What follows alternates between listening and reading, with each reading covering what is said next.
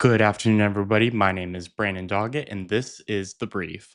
24 hours ago, a man with a shotgun, a handgun, and multiple knives charged a Secret Service checkpoint outside the White House Correspondents Dinner in Washington and opened fire on the officers protecting the President of the United States. One officer was hit, and his vest stopped the round. That officer has since been released from the hospital. President Trump and the First Lady, the Vice President, the entire cabinet, and the several hundred journalists that were in the ballroom are all unhurt. The suspect is in federal custody. His name is Cole Tomas Allen, age 31, of Torrance, California. He has no criminal record. He took an Amtrak from Los Angeles to Chicago, then to Washington, and he checked in to the Washington Hilton Hotel on Friday. Acting Attorney General Todd Blanche said federal investigators believe Allen was targeting Trump administration officials, likely including the president. Allen told investigators after his arrest that he wanted to shoot Trump administration officials. Investigators also recovered a written manifesto from his hotel room. Allen sent the manifesto to his family about 10 minutes before the attack. His brother then forwarded it to the New London, Connecticut Police Department. Allen signed the document. In part, the friendly federal assassin. The manifesto names Trump administration officials as Allen's intended targets. In his words, quote, prioritized from highest ranking to lowest, end quote. President Trump, in a phone interview Sunday morning with Fox News, called the manifesto strongly anti-Christian. Allen will be arraigned in federal court tomorrow morning. 'Cause we stay here a week ago, week ago.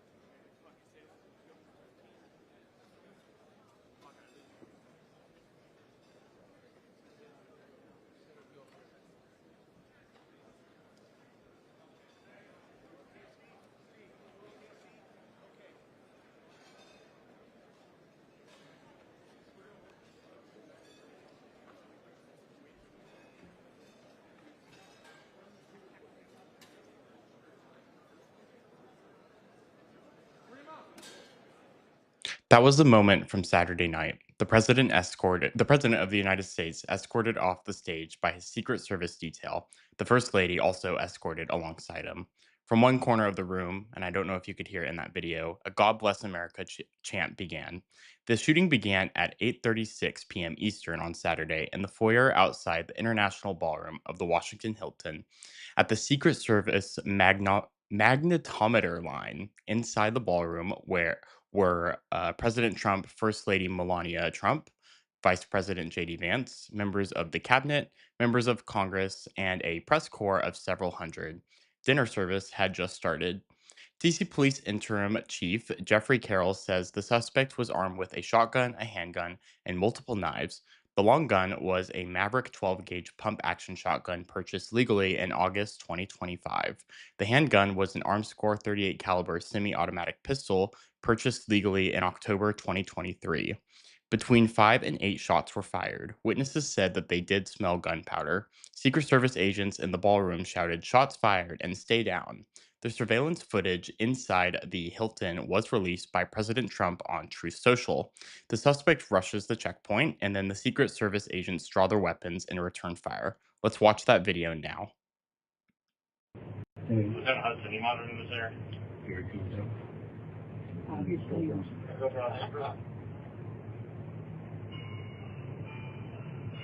shall I post it as soon as he passed down that? 18, go for At the magnetometer line, Secret Service agents engaged the suspect, returned fire, and tackled him. A uniformed division officer was struck at close range. The bullet was stopped by his ballistic vest. The officer was taken to a local hospital, and before dawn Sunday morning, the U.S. Secret Service Chief of Communications announced that the officer had been released. He also said that the ballistic vest helped them avoid a potential tragedy. The officer's name has not been released, and we here at BDN will not be naming him. The suspect was not shot. Allen sustained a knee injury during the takedown. He was hospitalized for evaluation and he is now in custody. Acting Attorney General Todd Blanche says that Allen is not actually actively cooperating with investigators. President Trump, in his Fox News interview Sunday morning, described the speed of the suspect's charge. Trump said the suspect came in running like an NFL running back, that he was very fast, and that Secret Service stopped him. The president added that the suspect never came close to getting through the doors. On that point, early reporting was wrong. CNN's Caitlin Collins, on the phone live, told her viewers her source said that the shooter was confirmed dead. He is not dead, he is alive, and he is in federal custody. And there is an image posted by President Trump to Truth Social late Saturday night showing the image of the suspect on the ground. Let's see that image here.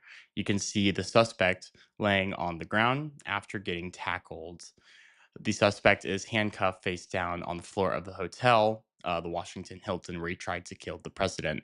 The Secret Service account is consistent with the official account from the U.S. Attorney for the District of Columbia, Janine Pirro, who was at the event and told reporters at a late night news conference at the Hilton Saturday that the checkpoint did its job. Pirro said that the defendant was intent on doing as much harm and as much damage as he could.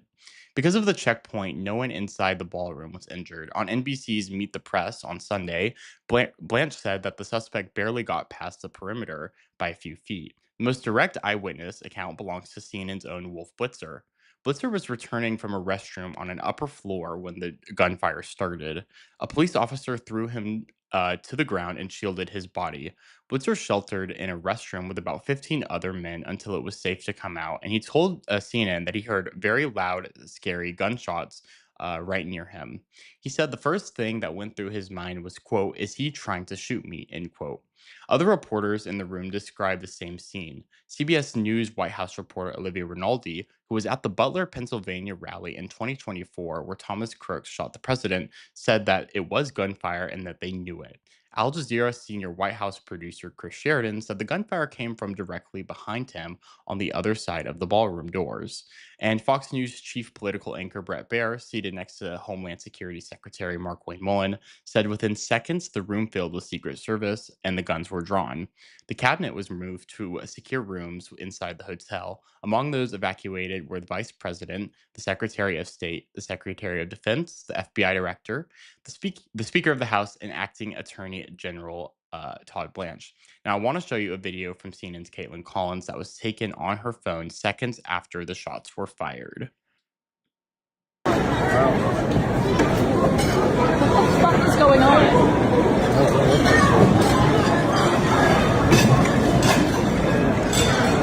You need to get down. I couldn't because I didn't want to jam you in the Get leg. down, get down. I'll get there in a second. I'll scoot over. No, Okay. That was interesting.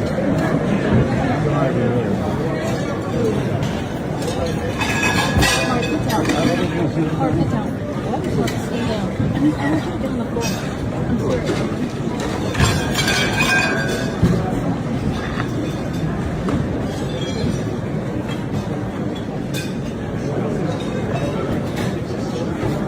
The president's doing that. Yeah. Well, he's long gone. But he wasn't on a cover. Why don't I start taking Secretary Kennedy out?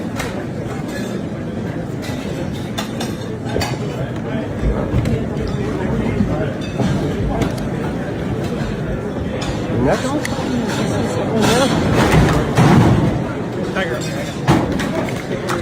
Wait, is he having a health issue? Wait, what's happening? You're incredibly well. They're evacuating Secretary Kennedy. Where's your security? You get it right there. So that was the scene inside the ballroom in the seconds after the shots were fired, and the footage was captured by CNN's Caitlin Collins on her phone and posted to her Instagram.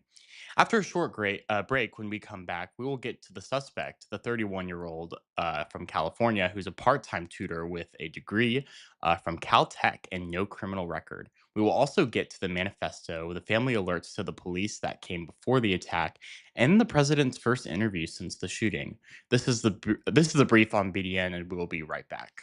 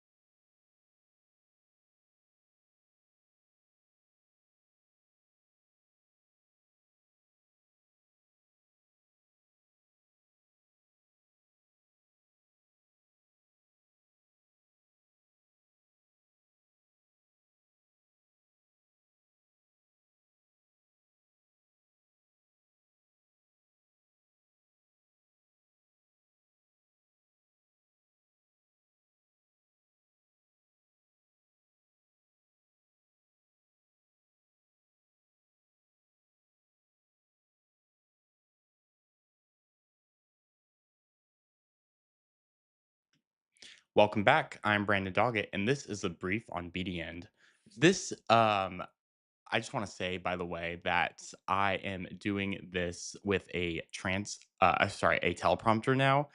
I have not ever used a teleprompter before, so this is new for me.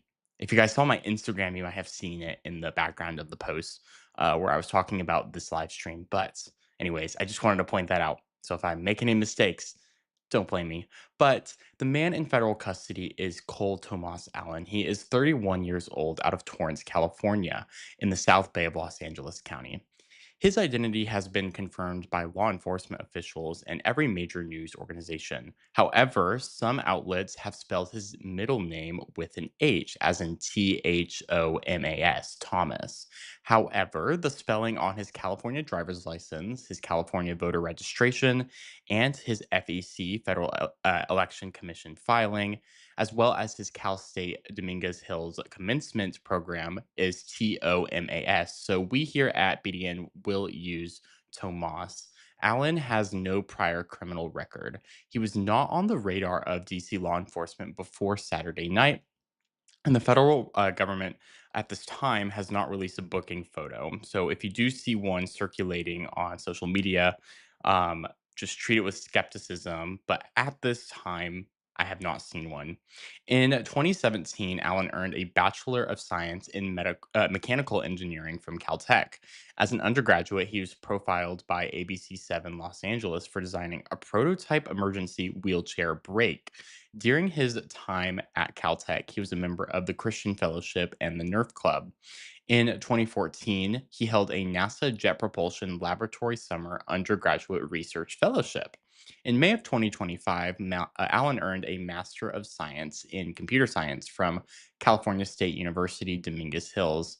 Cal State, Cal State Dominguez Hills computer science professor Ben Tong, who taught Allen, told the Associated Press he was very good, soft spoken, and very polite. A CSU Dominguez Hills spokesperson said the university unequivocally condemns this act of violence. Since 2020, Allen has worked part time as a tutor at C2 Education, a national test prep and tutoring company at its Torrance branch. C2 Education named him Teacher of the Month for December of 2024. We want to clarify one widely reported detail. Allen was a private tutor, not a public school teacher. The Torrance Unified School District has confirmed he was never employed by the district. Allen is also an independent video game developer working under the name Ice Forged Games. His 2018 release, Boredom, spelled Bohrdom, is a chemistry themed fighting game currently for sale on the Steam platform for $1.99. He had a second title called First Law listed on his LinkedIn as in development. He has no known military service or criminal history. Allen's politics are at limited public record. California elections analyst Rob Pyers identified Allen's voter registration as no party preference in Los Angeles County. That is California's term for independent. That contradicts a number of partisan claims circulating on social media that described him as a registered Democrat. He is not a registered Democrat. FEC records and filings show that Allen made one political donation of $25 through Act Blue to the Harris for President campaign on October 13th, 2024. That is his only political donation listed with the FEC in the past decade. Investigators also recovered a manifesto. The New York Post first reported its contents Sunday afternoon. CBS News, CNN, and the Associated Press have independently reviewed and confirmed the excerpts that were released. The document was written on paper. Federal investigators recovered one copy from Allen's hotel room at the Washington Hilton. A second copy was sent by Allen to his family about 10 minutes before the attack. Allen signed it in part, the friendly federal assassin. The manifesto identifies Trump administration officials as Allen's intended targets. In his words, quote, prioritize from highest ranking to lowest, end quote. Allen specifically excluded FBI Director Kash Patel from the list. He also wrote that he was not targeting law enforcement and that he intended to engage authorities, in his words, quote, only if necessary, end quote. On hotel employees and guests, Allen wrote that they were not his intended targets, but that he would attack them if necessary to reach administration officials. In Allen's words, quote, I would still go through most everyone here to get to the targets if it were absolutely necessary, end quote. He framed dinner attendees as complicit by attending. He added in his words, quote, I really hope it doesn't come to that, end quote. The manifesto also includes religious framing. Allen wrote, quote, turning the other cheek is for when you yourself are oppressed, end quote, and listed people he described as oppressed in the United States and abroad. He added, quote, turning the other cheek when someone else is oppressed is not Christian behavior. It is complicity in the oppressor's crimes, end quote. The manifesto also criticized security at the Washington Hilton, which Allen described as insane. Allen also kept anti Trump and anti Christian rhetoric on his social media accounts. Specific posts and platforms have not been publicly released. President Trump, in his Fox News interview Sunday morning, described the manifesto in his own words, quote, when you read his manifesto, he hates Christians. That's one thing for sure. He hates Christians. The hatred, end quote. Blanche on Sunday declined to characterize the contents of the writings and said a final motive determination will take a couple of days. Allen sent the manifesto to his family about 10 minutes before the shooting. His brother then forwarded it to the New London Police Department in Connecticut. The window between the family alert and the attack was only minutes long, merely 10 minutes. Authorities did not have the time to act before Allen rushed the checkpoint. According to a White House readout shared with Fox News, Allen's sister, identified as Avriana Allen, was interviewed Sunday at her residence in Rockville, Maryland, by U.S. Secret Service and Montgomery County Police. The sister told investigators that her brother had a tendency to make radical statements and constantly reference a plan to do something to fix the issues with today's world. She said Allen stored his firearms at his parents' home without their knowledge and that he regularly trained at a shooting range. According to the same readout, Allen attended a No Kings protest in California at some point in the past. And was associated with a group she identified as the Wide Awakes. The sister's identity, the No Kings claim, and the Wide Awakes claim come from the White House readout to Fox News. They have not been independently verified by other news outlets, including BDN. President Trump, in his Fox News interview Sunday morning, addressed the family alert. Trump said he thought the suspect's sister or brother had been complaining about him to law enforcement and that the suspect was a very troubled guy. The president added that he wished the family had told the administration directly, but in his words, it is what it is. Allen was a registered guest at the Washington Hilton on Saturday night. He checked in on Friday, the day before the dinner. The room was booked in early April and it was on the 10th floor. Allen traveled to Washington by Amtrak from Los Angeles to Chicago and from Chicago to Washington. The hotel room is the subject of a federal search warrant that was executed overnight. Investigators recovered Allen's written manifesto on paper, his cell phone, and additional electronics. A separate search warrant was executed on family's residence in Torrance, California, shortly before midnight Pacific time on Saturday. The home is on Gramercy Avenue in the South Bay of Los Angeles, um, and excuse me, I lost track, in the South Bay of Los Angeles County, in an area cordoned off between 218th and 220th Streets. Now, here is a video on your screen. Um, there's another video angle. First Assistant United States Attorney for the Central District of California, Bill Esseley, said FBI agents in tactical gear with armored vehicles surrounded the home and entered after a federal judge signed the warrant. Additional warrants are being obtained for multiple Torrance addresses associated with Allen. The contents of the search have not been publicly disclosed. Torrance Mayor George K. Chin issued a statement Sunday condemning political violence. U.S. Attorney for the District of Columbia, Janine Pirro, filed 2 counts of using a firearm during a crime of violence under Title 18 U.S. Code Section 924C, and 1 count of assaulting on a federal officer using a dangerous weapon under Title 18 U.S. Code Section 111. Pierce said additional charges are expected. On CBS's Face the Nation Sunday, Acting Attorney General Todd Blanche said additional federal charges could be in play, depending on what investigators learn about Allen's motive, intent, and premeditation. Cole Tomas Allen will be arraigned tomorrow morning on Monday, April 27th. In the U.S. District for the uh, U.S. District Court for the District of Columbia. As of today, Allen has not been charged with attempted assassination of the president. The president issued a Truth Social post and held a press conference after the shooting around 8:45 p.m. Eastern Time. Trump posted, uh, around 8:45 p.m. Eastern Time. Trump posted on Truth Social that it had been quite an evening, and that Secret Service and law enforcement did a fantastic job, and that the shooter had been apprehended. Trump then held a press conference in the Brady briefing room at the White House at 10:30 p.m. Eastern. He was joined by the vice president, the FBI director, the Homeland Security secretary, and the acting attorney general. Here's an image of that here. The president called the suspect a very sick person and a thug, a whack job, and a lone wolf. When asked if he believed if he was the target, the president said, I guess. He said the people who do this are crazy, and when you're impactful, they go after you.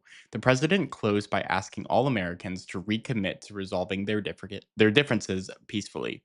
Blanche said, quote, tonight we saw the very best and the very worst of this country, end quote. President Trump posted twice on Sunday morning. The first post argued the attack would not have happened if with the new White House ballroom that's currently under construction.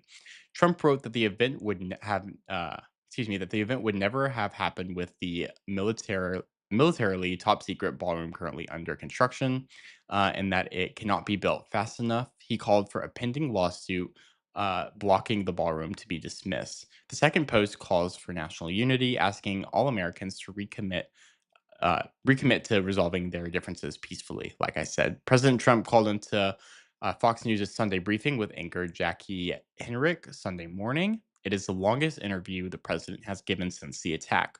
Although it was just announced earlier today, that he would sit down with CBS News' 60 Minutes, and that's going to air later today.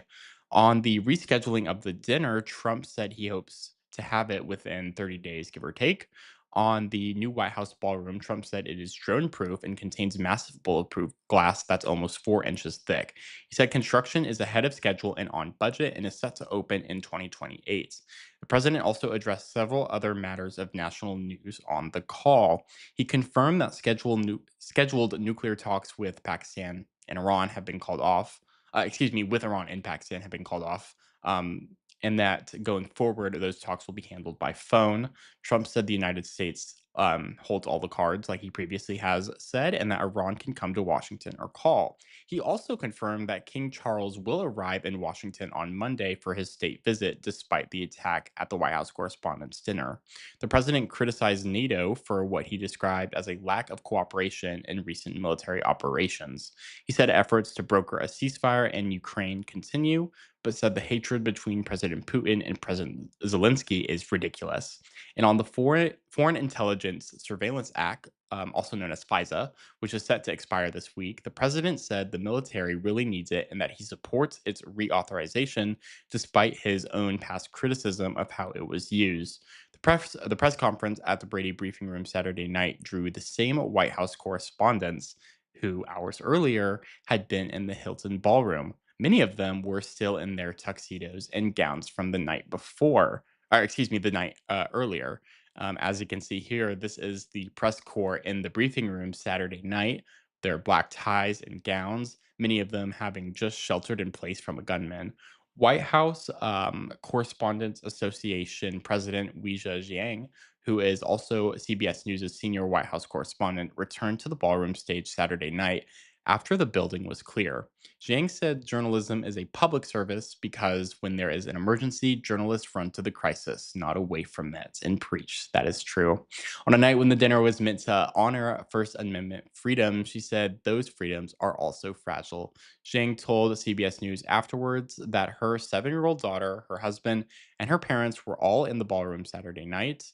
The dinner had been canceled after that, and according to the president, it will be rescheduled within 30 days. No new date has been announced. The DC mayor, in her own news conference at the Hilton Saturday night, said there is no reason to believe anyone other than Allen was involved, and that there is also no current threat to the public. The reaction from Capitol Hill crossed party lines and broader than Capitol Hill, but Speaker Mike Johnson said he and his wife Kelly were at the dinner. Senate Minority Leader Chuck Schumer thanked law enforcement.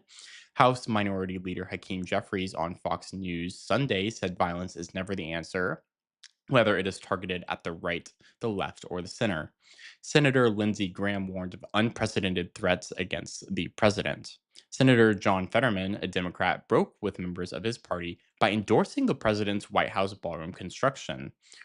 Republican Congressman Mike Lawler on CNN Sunday said was the first prominent Republican to publicly question Hilton's security, calling it woefully insufficient. The reaction from world leaders was also extensive. British Prime Minister Keir Starmer called the attack shocking. Foreign Secretary Yvette Cooper said democracies must stand together against political violence. Like I said, King Charles and Queen Camilla, who arrive Monday in Washington for a state visit, they have reached out to the president. According to a palace statement, the king is greatly relieved, excuse me.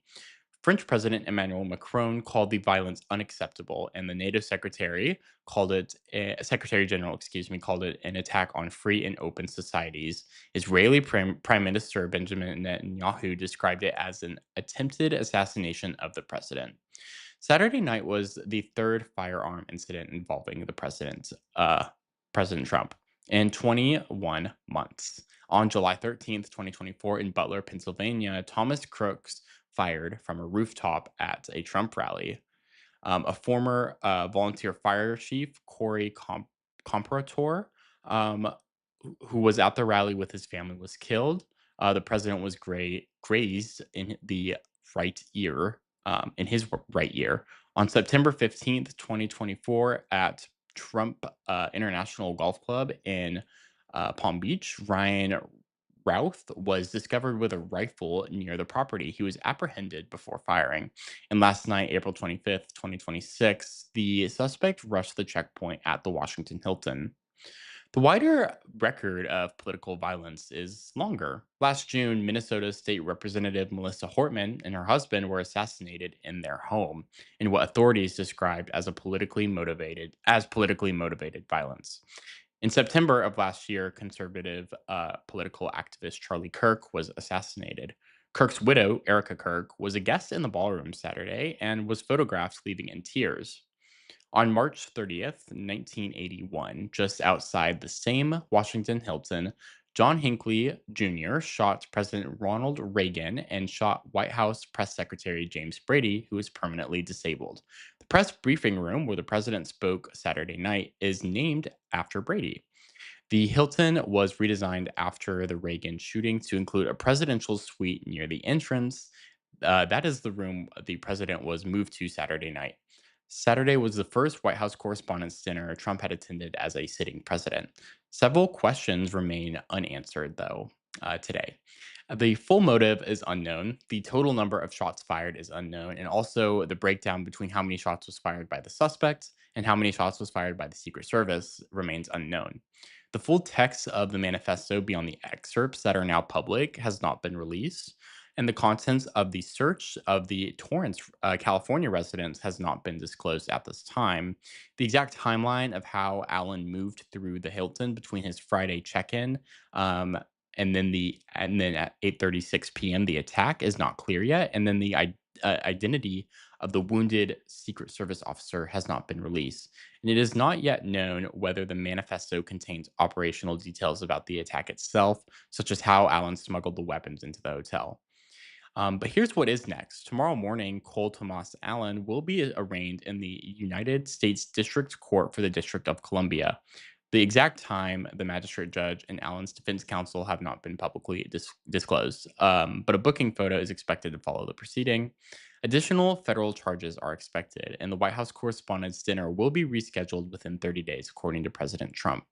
King Charles will arrive in Washington Monday for his state visit as scheduled, which is tomorrow.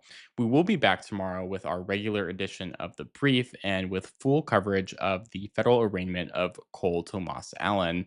I'm Brandon Doggett, and thank you for joining us on this